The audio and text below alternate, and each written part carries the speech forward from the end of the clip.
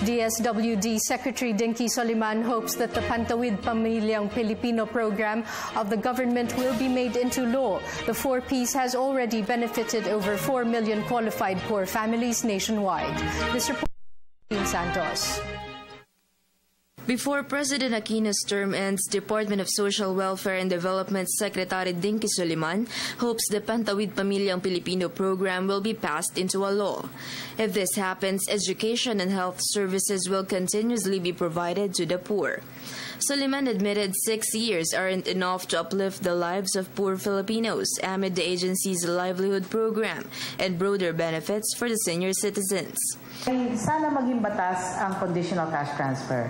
Kasi sa karanasan ng Mexico at Brazil, meron talagang mga batas na ipinaloob yung elemento kung paano ito nakatulong talaga at naging matagumpay. Meanwhile, Soliman asked the media not to use the words dole out when it comes to 4-piece or conditional cash transfer program. According to Soliman, it was not alms that were given to its beneficiaries. Ang image na binibigay, nakaganyan ho yung mga tao.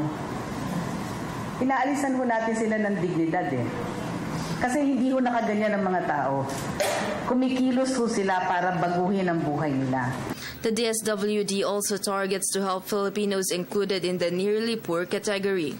Meron hong grupo ng mga tao na akyat baba sa kahirapan. Kaya simula pa lang, yung mga umakyat na manatili sa taas at tuloy-tuloy ang pag-unlad. Currently, 4-piece beneficiaries reached 4.4 million households.